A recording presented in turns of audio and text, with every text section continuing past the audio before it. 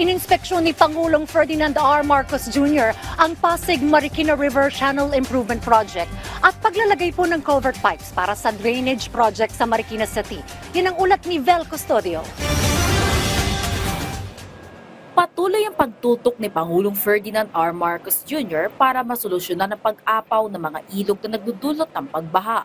Pinangunahan ng Pangulo ang inspeksyon sa Pasig-Marikina River Channel Improvement Project Phase 4 sa Barangay Santo Niño, Marikina City. Makatutulong ang proyekto para mas pahusayin ang flood control sa Metro Manila, partikular ang Marikina, Pasig at Quezon City. 60 taon nang naninirahan sa Marikina si Javier at naabutan pa raw niya ang mga panahong hindi pa umaapaw ang ilog kahit malakas ang ulan.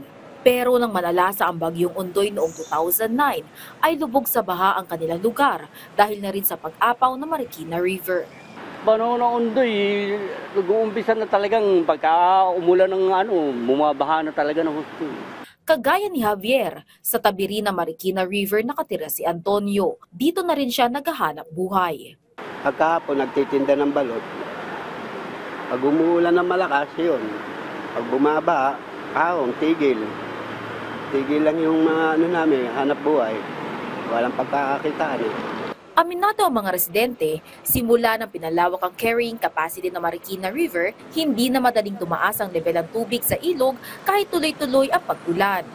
Hindi naman gaano kaming binaha rito.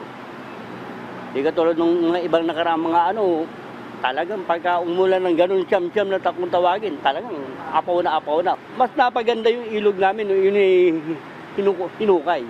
Yung tuloy-tuloy ang ulan. Yan, malaki tubig. Inaabot yung second floor namin. Ngayon, di na. Hanggang tuhod na lang. Patuloy ang paglalagayan ng slope protection sa Marikina River na umaabot hanggang sa Pasig River. Mula sa 50 meters ay pinalawak pa ng 100 meters ang carrying capacity ng Marikina River. Patuloy din ang pagpapalalim sa ilog mula sa dating 15 meters, ngayon ay umaabot na hanggang sa 19 to 20 meters at target pa ng pamahalang lungsod ng Marikina na paabutin ang lalim ng ilog ng 21 meters na kasing lalim ng ilog noong panahon ng bagyong Ondoy. Nasa halos 8 kilometro ang Pasig-Marikina River Channel Improvement Project Phase 4. Sakop nito ang Santo Niño Bridge hanggang Cainta Floodgate at Marikina Gate Control Structure. Ongoing din ang proposed flow-through dams at retarding basins.